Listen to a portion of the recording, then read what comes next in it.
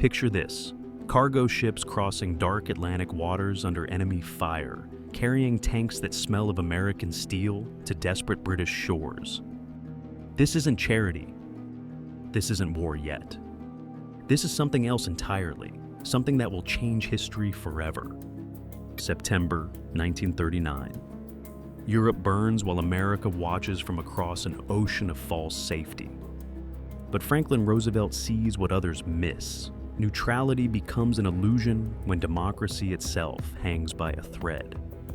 The haunting question: how far will America go? Meet Harry Hopkins, Roosevelt's closest advisor, a dying man with tuberculosis who carries the weight of nations in his frail skeletal hands.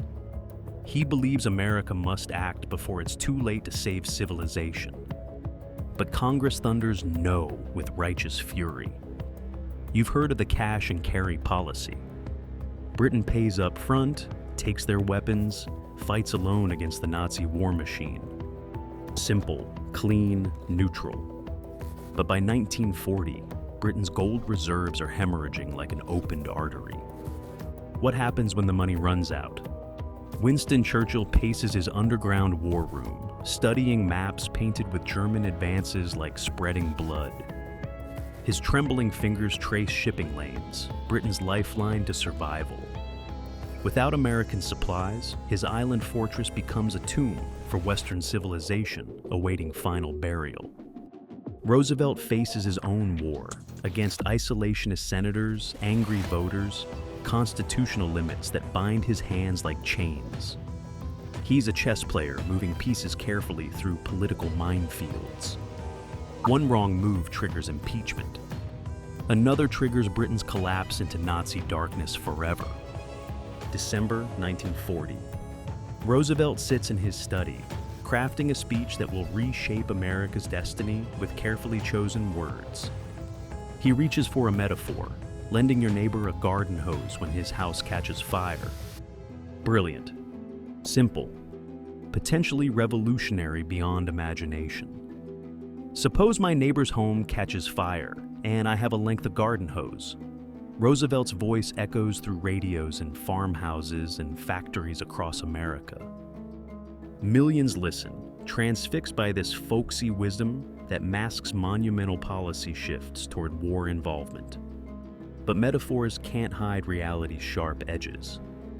This isn't about garden hoses. It's about tanks, planes, ammunition, death machines disguised as aid packages. Critics know it perfectly.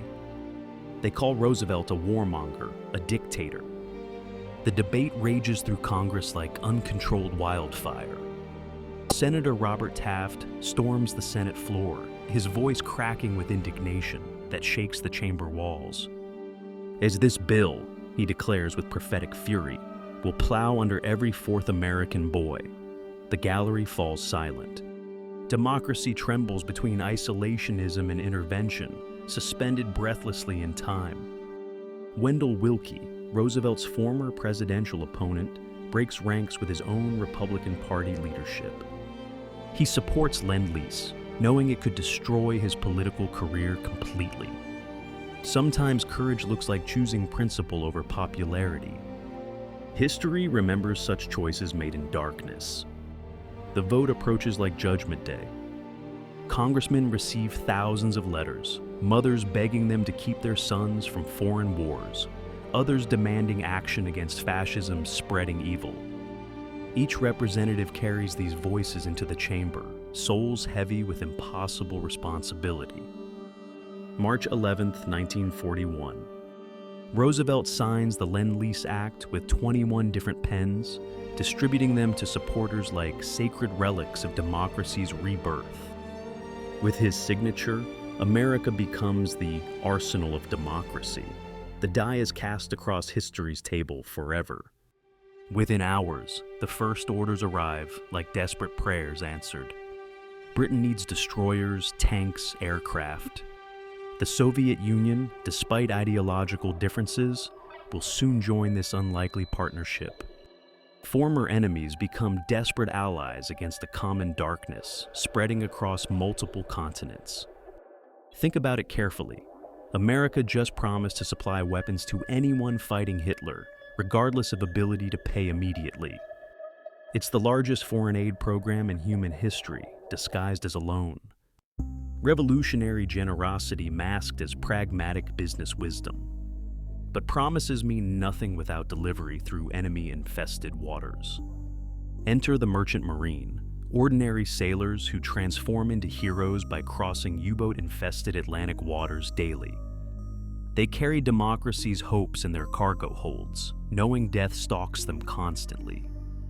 Captain Henrik Nielsen grips his ship's wheel as German torpedoes streak past his bow like underwater lightning. His cargo, Sherman tanks destined for Stalingrad's desperate defenders.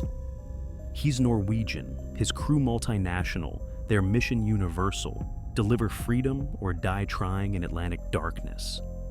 The Atlantic becomes a graveyard of twisted metal and broken dreams. Ships carrying Lend-Lease supplies sink weekly, taking precious cargo and irreplaceable lives to the ocean floor. Each sinking represents not just material loss, but democracy's struggle against barbarism. Meanwhile, in Detroit, the arsenal of democracy roars to life with industrial fury. Ford assembly lines that once produced Model T cars now birth B-24 bombers. Rosie the Riveter builds wings that will carry liberty across oceans to distant battlefields. Mary Patterson clocks in at the Willow Run bomber plant, her husband somewhere in the Pacific fighting Japanese forces. Each rivet she hammers strikes a blow against fascism. She doesn't know it yet, but she's creating the weapons that will liberate Europe.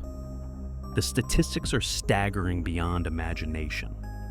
America will eventually provide $50 billion in aid, equivalent to $700 billion today. But numbers can't capture the human drama, the choices made in darkness, the faith placed in strangers across oceans. Soviet supply runs prove particularly treacherous through Arctic hell. American sailors must navigate frozen waters to Murmansk, dodging German planes and submarines hunting them. These men risk everything to supply Stalin's war machine. Despite ideological revulsion, many feel privately. Commander Samuel Morrison watches German bombers dive toward his convoy, carrying American tanks to Russia like mechanical vultures. The irony burns: capitalist America arming communist Russia against fascist Germany. War creates strange bedfellows, stranger still when survival depends on it. In Moscow, Soviet generals examine American Studebaker trucks with grudging admiration for capitalist engineering. These vehicles will carry Red Army soldiers to Berlin. The hammer and sickle rides American steel, history's most unlikely partnership forged in desperate necessity. But Lend-Lease extends far beyond Europe's burning cities. In China, American pilots flying American planes battle Japanese Zeros over Burma's steaming jungles. Claire Chennault's Flying Tigers become legends, their shark-toothed P-40 Warhawks striking fear into enemy hearts everywhere. Anna Chennault watches her husband's squadron take off for another mission over the Himalayan mountains like metal birds defying gravity. Those peaks, called the Hump, claim more aircraft than enemy fire. Love and duty intertwine in impossible choices these families face daily. The India-Burma supply route requires flying over the world's highest mountains through impossible weather. American pilots call it flying the aluminum trail. Wreckage marks their passage. Each flight carries ammunition, medicine, hope to China's struggling resistance movement against Japanese occupation. General Joseph Stilwell argues with Chinese generals about using American supplies effectively in jungle warfare. Cultural misunderstandings, political tensions, and military frustrations collide in steaming Asian jungles. Democracy's arsenal faces challenges beyond enemy bullets, human nature itself. Back in Washington, Harry Hopkins, now skeletal from his illness, coordinates this global effort from his bedroom like a dying spider. Maps cover his walls, cables pile on his nightstand. He's dying, but he's also orchestrating history's greatest supply chain. Roosevelt and Hopkins share a quiet moment in the Oval Office, both understanding the weight of their decisions pressing down. They've committed America to total war before declaring war. Constitutional lawyers would call it illegal. History calls it necessary. Critics multiply as casualties mount like autumn leaves. Charles Lindbergh leads America First rallies, arguing that Lend-Lease will drag America into European slaughter unnecessarily. His words find fertile ground in hearts heavy with memories of the Great War's senseless carnage. But in London, Churchill reads reports of American supplies arriving daily like manna from heaven. His spirits lift with each cargo manifest. "Give us the tools," he had promised desperately, "and we will finish the job." America is providing those tools abundantly. December 7th, 1941, changes everything in a single morning of fire. Pearl Harbor burns, and America's neutrality dies with 2,400 sailors. Suddenly, Lend-Lease isn't controversial, it's prescient.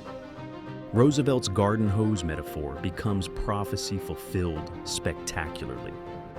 In the attack's aftermath, even Roosevelt's harshest critics acknowledge his wisdom publicly. Senator Taft, who called Lend-Lease unconstitutional, now supports expanding it dramatically. War has a way of clarifying moral choices, burning away political pretense completely like purifying fire. The program explodes in scale beyond all previous imagination. By 1942, American factories work around the clock, producing weapons for 38 allied nations. The arsenal of democracy becomes the world's workshop. Democracies forge burning day and night constantly. Picture Soviet factories evacuated beyond the Urals, producing ammunition with American raw materials. Picture British pilots flying American fighters over occupied France. Picture Chinese soldiers carrying American rifles through rice paddies. Interconnected liberation unfolds globally like spreading wildfire. Eleanor Roosevelt visits munitions plants, speaking with workers whose sons fight overseas with weapons they are building daily. The circle of sacrifice closes. American hands create tools for American boys to use in foreign fields they may never see again. But success brings new challenges like unexpected thorns. Stalin demands more, always more with insatiable appetite. Churchill pleads eloquently for priority. De Gaulle argues France deserves equal treatment. Roosevelt must balance competing needs while maintaining fragile alliances against common enemies. The moral complexity deepens like muddy water. American supplies reach Soviet gulags, where political prisoners manufacture ammunition. Democracy's arsenal inadvertently supports tyranny while fighting fascism. History rarely offers pure choices, only necessary ones made in impossible circumstances. By 1943, the tide turns dramatically across multiple fronts. American-built tanks roll through Sicily. American-armed Russians encircle Stalingrad. American-supplied Chinese hold the Burma Road. The arsenal of democracy proves itself in victory after agonizing victory.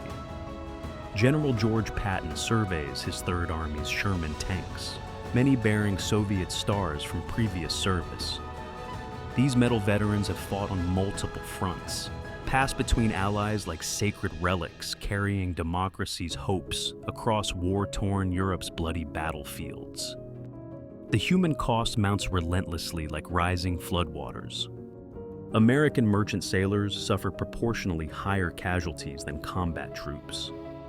They die quietly in frigid Atlantic waters, their sacrifice unmarked by medals, their heroism unsung except in grieving families' memories. Martha Henderson receives a telegram informing her that her husband's ship has been torpedoed while carrying supplies to Britain. He dies serving democracy without firing a shot, one of thousands of forgotten heroes who delivered freedom across dangerous waters.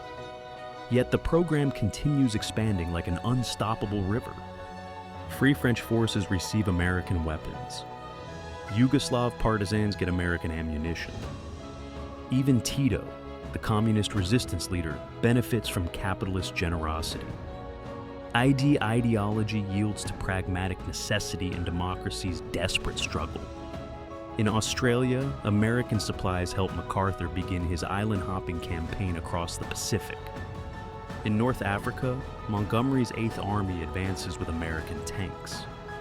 The arsenal of democracy's reach extends to every theater, every battle, every hope for liberation. Roosevelt ages visibly under the strain, like a candle burning at both ends. Photographs from 1944 show a man consumed by responsibility. He's orchestrated the greatest industrial mobilization in history, but the burden has burned him from within. The final accounting becomes staggering beyond comprehension. $50 billion in aid, equivalent to half of America's gross national product. But the real cost can't be measured in dollars. It's measured in young lives, families torn apart, sacrifices made willingly. Victory in Europe brings celebration, but also questions about repayment of massive debts. Stalin refuses to honor Lend-Lease debts completely. Britain negotiates forgiveness. The loans become gifts, American generosity extending beyond war into peace, rebuilding former enemies and allies alike.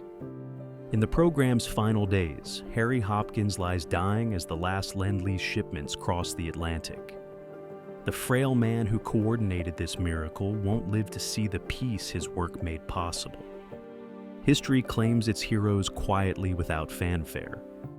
The arsenal of democracy winds down, its mission accomplished through blood and sacrifice. Factories that produced implements of war begin manufacturing symbols of hope. Swords become plowshares, bombers become airliners. Democracy survives to flourish in sunlight once more. But here's what they don't teach in history classes. Lend-Lease never truly ended. Its principles, that democracies must support each other against tyranny, became the foundation of NATO, the Marshall Plan, America's post-war global leadership role extending through decades. Today, as authoritarian regimes challenge democracy worldwide, Roosevelt's garden hose metaphor resonates anew with urgent relevance. When liberty's house catches fire, free nations must lend whatever tools they possess. The alternative remains as unthinkable as ever before. Think of Ukrainian farmers driving American-supplied tractors, or Taiwan's pilots flying American-built fighters today. The arsenal of democracy endures, adapted for new threats, but guided by the same principle: freedom indivisible, democracy worth defending everywhere, always. Roosevelt once said, "A nation, like a person, has a body that must be fed and clothed, invigorated and rested." Lend-Lease fed democracy's body when it was starving, clothed it when naked, housed hope when despair threatened. The merchant sailors who died in Atlantic convoys, the factory workers who labored through night shifts, the politicians who risked careers for principle, they all understood something profound. Freedom demands investment from the free, sacrifice from the living. We live in the world they built, shaped by decisions made in desperate hours when democracy's survival hung in the balance. Their choices echo through decades, reminding us that liberty's price includes solidarity with strangers fighting similar battles against tyranny. Harry Hopkins' ghost haunts the White House still, whispering to presidents facing modern crises with skeletal fingers pointing toward maps. His frail hand points toward new threats to democratic values. The questions remain unchanged. How far? How much? What cost freedom? In Moscow's Victory Parade of 1945, Soviet soldiers marched behind American-built trucks, carrying American-supplied weapons, their victory partly America's gift. The irony of history, communist triumph enabled by capitalist generosity, democracy's strange triumph over ideology. Eleanor Roosevelt understood Lend-Lease's deeper meaning beyond statistics and tonnage. She wrote, "Democracy's arsenal isn't measured in guns and tanks alone, but in the willingness of free peoples to share their strength with others facing darkness." Her words echo still. The program's true legacy lives in principle, not statistics or accounting ledgers. When tyranny threatens anywhere, democracy must respond everywhere. Not from moral superiority, but from moral necessity. Freedom remains indivisible, its defense a collective responsibility across all generations. Roosevelt's garden hose became a river of steel flowing across oceans, but its source was something deeper, the understanding that America's safety depended on others' freedom. Isolationism died with Pearl Harbor, but Lend-Lease had already killed it slowly. Every American who pays taxes today continues Roosevelt's program, supporting allies, defending democracy, extending freedom's arsenal to those who fight tyranny. We are all heirs to Hopkins' midnight vigils, Roosevelt's calculated risks, democracy's faithful stewards through time. In the end, Lend-Lease proved that neutrality is impossible when evil spreads unchecked across the world. Roosevelt understood what others missed. America could not survive as a democratic island in an authoritarian sea. Connection, not isolation, guarantees survival. The next time someone questions America's global commitments, remember the merchant sailors who died delivering freedom. Remember the factory workers who built liberty's weapons. Remember Roosevelt's garden hose, simple tools for impossible times, generosity disguised as strategy. History's greatest lesson hides in Lend-Lease's complexity. Democracy survives not through perfect allies or pure motives, but through imperfect people making necessary choices in impossible circumstances. Sometimes lending your neighbor a hose saves your own house too.